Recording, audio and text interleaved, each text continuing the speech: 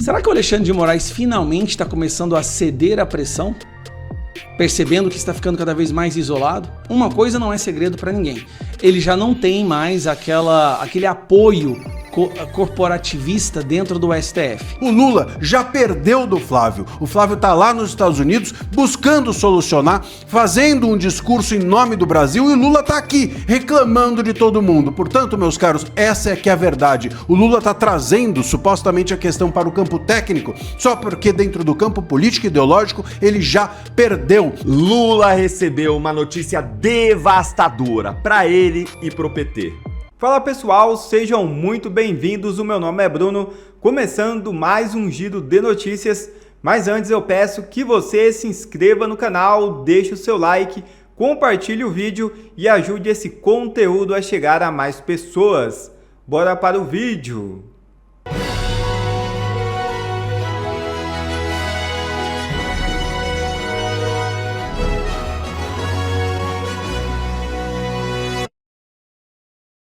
Nunes Marques aciona a defesa e pede militar para atuar em função administrativa no TSE. É isso mesmo. O presidente do Tribunal Superior Eleitoral, ministro Nunes Marques, encaminhou um ofício ao ministro da Defesa, José Múcio, solicitando a disponibilização de um militar do Exército para exercer atividades administrativas na Corte Eleitoral durante o período que antecede as eleições. No documento, o magistrado pede a indicação de um subtenente com ampla experiência em gestão pública, licitações, contratos administrativos e processos internos da administração pública. Segundo o texto do ofício, o profissional deverá possuir sólida experiência profissional para desempenhar as atribuições previstas. A solicitação foi formalizada há cerca de 3 meses das eleições e prevê que o militar seja designado para ocupar um cargo comissionado de assistente no Tribunal Superior Eleitoral, colaborando em atividades administrativas da instituição. Para justificar o pedido, Nunes Marques cita dispositivos do Estatuto dos Militares que autorizam o afastamento temporário de integrantes das Forças Armadas quando nomeados para exercer funções públicas civis de caráter transitório. A expectativa é de que o ministro da Defesa, José Múcio, encaminhe o pedido ao comando do Exército, responsável por analisar a solicitação e indicar um militar que atende aos requisitos estabelecidos pelo TSE. A utilização de militares em funções administrativas no Tribunal Superior Eleitoral não representa uma novidade. Em outras ocasiões, integrantes das Forças Armadas também foram considerados para cargos ligados à estrutura administrativa da Corte. Será que o Alexandre de Moraes finalmente está começando a ceder à pressão? Percebendo que está ficando cada vez mais isolado? Uma coisa não é segredo para ninguém. Ele já não tem mais aquele apoio corporativista dentro do STF. Carmen Lúcia, Fux, Fachin, Cássio Nunes, André Mendonça já não estão caminhando ao lado dele. O grupo coeso dele mesmo é o Zanin, Flávio Dino e Gilmar. E aí ele tentou de todas as formas cavar um retorno do Bolsonaro à prisão na Papudinha, fazendo aquele parecer dizendo que via aquela arma como uma falta grave e pediu para o seu tarefeiro PGR um parecer, né? O que a gente deve fazer, PGR? Todo mundo esperava que o PGR fosse fazer, o Gonê, o que ele sempre tem feito nos últimos anos, obedecer às ordens de Alexandre de Moraes. Porque a impressão que o Brasil tem hoje é que nós não temos mais um procurador-geral da República. Só que aí o PGR solta um parecer dizendo ser favorável à manutenção da prisão domiciliar humanitária.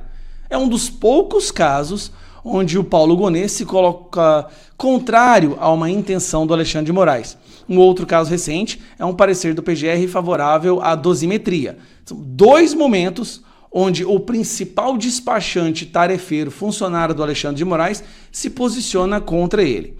Então nós temos PGR se distanciando do Moraes, nós temos aí, ele já não tem mais maioria no STF, tem uma ruptura visível dentro do STF, pessoas que entendem que ele já foi longe demais, e aí nós temos uma possível Magnitsky sendo negociada nos Estados Unidos.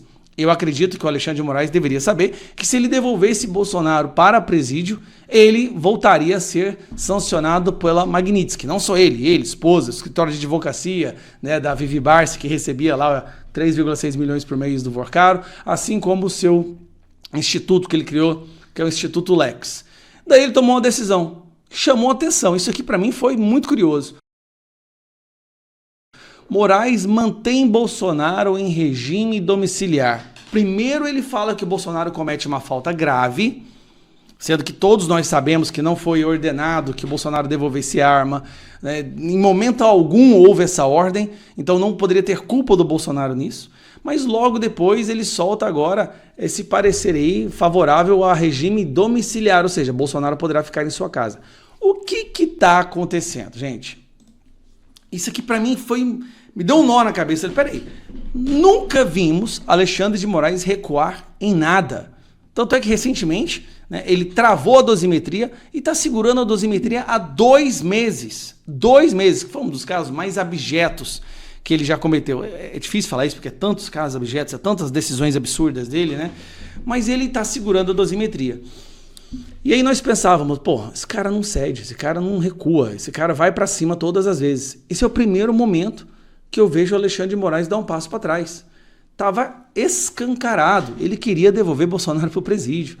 Só que ele não tem mais apoio da população brasileira. Os escândalos dele estão empilhando, né? Mensagens de visualização única, viajar no jatinho do Vorcaro, visitar Vorcaro, defender os interesses do Banco Master, o contrato da esposa dele sendo negociado diretamente pelo WhatsApp, contrato de 129 milhões de reais, o uísque com o Vorcaro em Londres, os eventos do Vorcaro, é festa. Então, assim, tá difícil para ele agora se posicionar como um defensor da democracia. Tá cada vez... Não, tá impossível. E eu acho que ele sabia que se ele mandasse o Bolsonaro de volta para o presídio, ele ia perder ainda mais o pouquinho de apoio que ele tem no STF e poderia voltar a ser alvo de uma Magnitsky. E ele deve ter pensado, calculado ali, né? E resolveu manter Bolsonaro na domiciliar. E se, para mim, foi um dos primeiros momentos que eu vejo o Alexandre de Moraes recuar. Ele estava cavando de todas as formas essa maldade, só que está ficando cada vez mais isolado. As vergonhas internacionais, gente. Perdeu agora no caso da Carla Zambelli na Itália, Oswaldo Eustáquio na Espanha. Agora tem o processo do Rumble nos Estados Unidos, né, que ele nem sequer apresentou defesa. Tem as extradições que ele pediu dos Estados Unidos que não deram certo.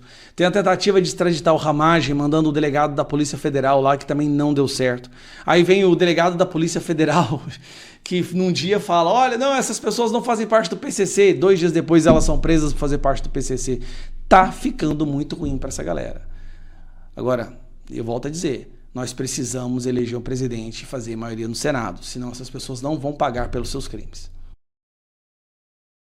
Começou a contagem regressiva para o tarifaço. O Brasil tem até o dia 15 de julho para resolver esse problema com o governo Trump. No entanto, o governo Lula, ao invés de ir atrás das tarifas, ao invés de ir atrás de um diálogo com Trump, está indo atrás, sabe de quem? Do Flávio Bolsonaro. A desculpa do Lula para não resolver essa questão logo é que ele quer manter tudo no campo técnico e não no campo ideológico. Mentira! Ele está dizendo isso apenas para não entrar em disputa com o Flávio. Porque se for para o campo ideológico, para o campo do discurso político, o Lula já perdeu do Flávio. O Flávio está lá nos Estados Unidos buscando solucionar, fazendo um discurso em nome do Brasil, e o Lula está aqui reclamando de todo mundo. Portanto, meus caros, essa é que é a verdade. O Lula está trazendo supostamente a questão para o campo técnico, só porque dentro do campo político e ideológico ele já perdeu. Nós temos até o dia 15 de julho para resolver a tarifa de 25% sobre produtos brasileiros,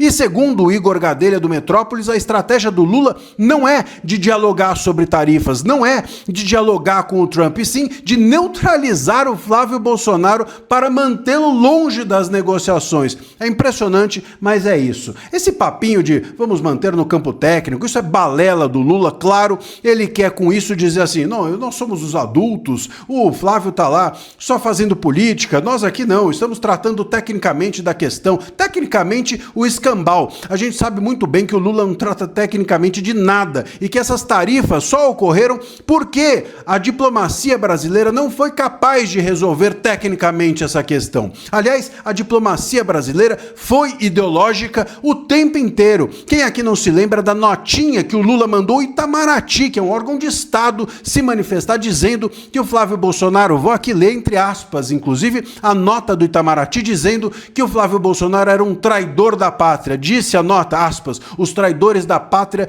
não conseguirão reescrever a história. É isso que é tratado do ponto de vista técnico, Lula?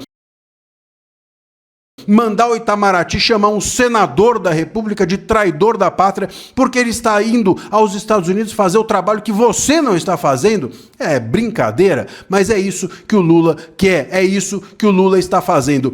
Óbvio que chamar um senador de traidor da pátria não é um diálogo técnico, é um diálogo de diretor acadêmico de esquerda, é um diálogo de DCE, de militante, de cara que fica ali na letras em volta da fogueira lendo poesia e cantando Legião Urbana. Isso daí não faz o menor sentido. O Lula sempre tratou essa questão do ponto de vista ideológico e sempre fez o pior trabalho em relação a essa questão das tarifas. Talvez o Lula queira mesmo é que as tarifas venham para ele poder fazer esse discursinho de soberania e com isso ganhar votos. É lamentável, mas é isso. E o que está por trás? O que está por trás desse discurso de não, nós vamos tratar tecnicamente da questão? Eu vou te contar já, mas antes quero que vou pedir a você que se inscreva aqui no canal, que a gente descobriu que 56% das pessoas que acompanham as minhas análises todos os dias ainda não é inscrita. Então clica aí no botão de inscrição, é grátis e faça parte aqui da nossa comunidade.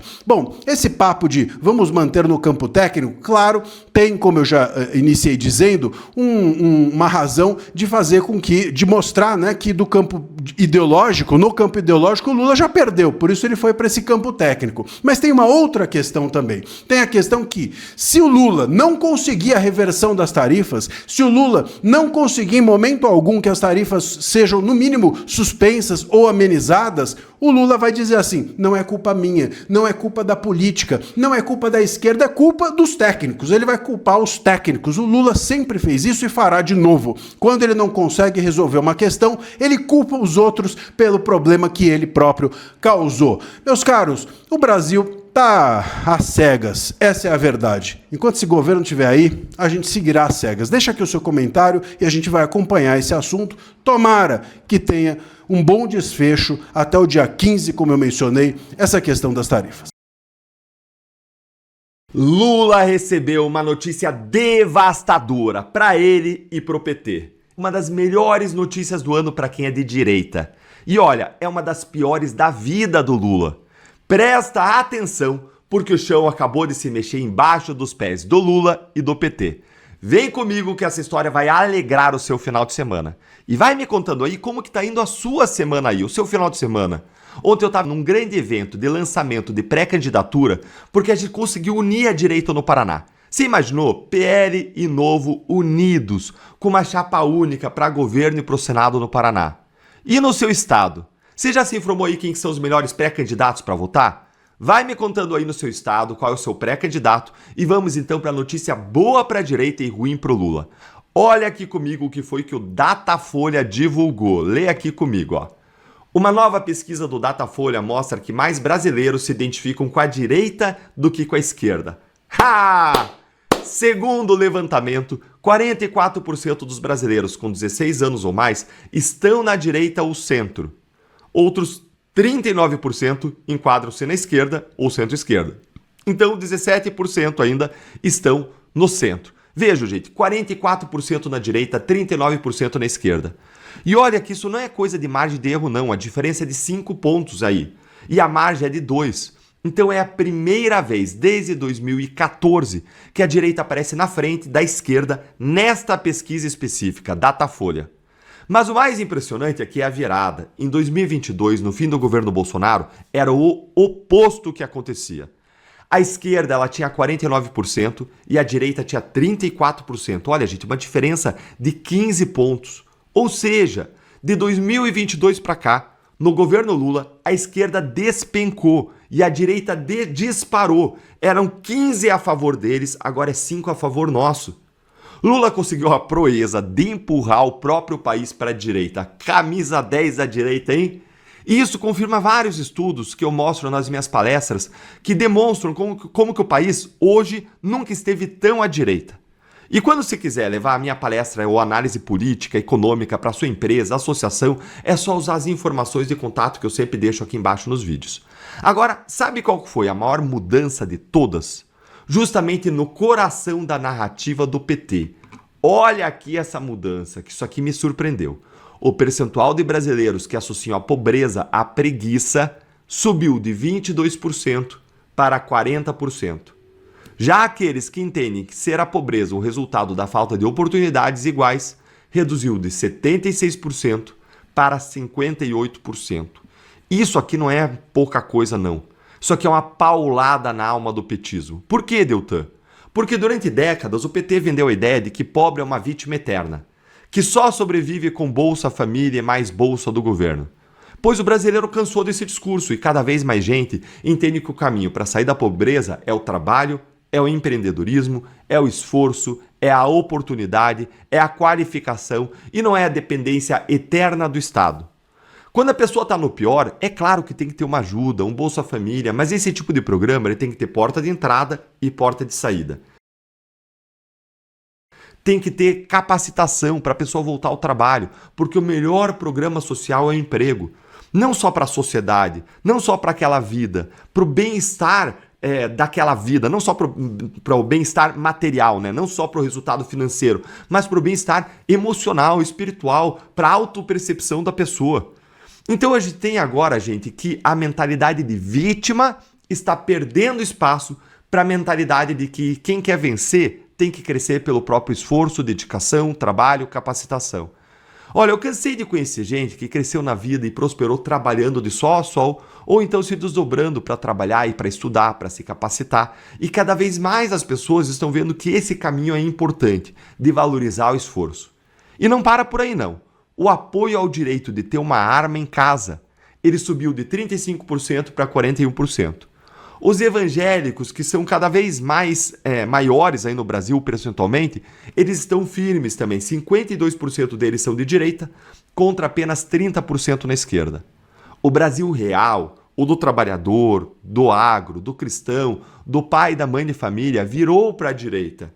Ou já era de direita em grande parte, ou um percentual importante virou para a direita. E olha, isso não vai mudar, não pelo menos tão cedo no curto prazo. E por que essa pesquisa é uma sentença contra o projeto de Lula em 2026? Eu já explico para você. Mas se você não é inscrito aqui no canal, gente, se inscreve aí. É rápido, ajuda demais aqui o canal. Presta atenção no tamanho do estrago aqui, ó. Uma pesquisa dessas, ela não é a intenção de voto, ela é uma fotografia da alma do país. De como que o brasileiro pensa sobre pobreza, segurança, sobre valores. E essa fotografia, ela mostra que a fonte onde o Lula bebe, a fonte da luta de classes, do ódio entre empregado e patrão, aquela lógica da vitimização e do Estado paternalista secou. É a mesma lógica de que bandido e criminoso é vítima da sociedade e que não tem que ir para a cadeia. Você consegue ver que tudo se conecta? Para eles, o capitalismo gera desigualdade, que gera opressão, e aí o criminoso é um fruto disso, ele é uma vítima. E vítima você não pune, vítima você protege. Mas, gente, tá errado esse raciocínio, porque quem poupa o lobo sacrifica a ovelha. Agora o Lula vai chegar na eleição tendo que convencer um país que, no fundo, já não acredita mais na cartilha dele. É por isso que a notícia é tão devastadora para o PT e para o Lula. Não é uma pesquisa ruim de um mês, não. É uma mudança de era, de mentalidade, de coração. E essa virada, ela não caiu do céu. Ela é fruto de milhões de brasileiros que acordaram, que cansaram de ser enganados. E que hoje querem um país sério, com lei, com ordem, com fé, com liberdade. Pessoas que olham para o mundo e veem, olha só, Cuba e Venezuela deram errado. Estados Unidos, países que avançaram, que empreenderam, que aplicaram os princípios do capitalismo, como Europa, Estados Unidos, esses países prosperaram. É essa onda que vai renovar o Congresso em 2026 e é nela que eu quero estar junto com você, levando para o Senado a voz dessa direita que virou maioria. Obrigado a você que assistiu esse vídeo até aqui, deixe o seu comentário e não se esqueça de se inscrever no canal e deixar o seu like. Até a próxima!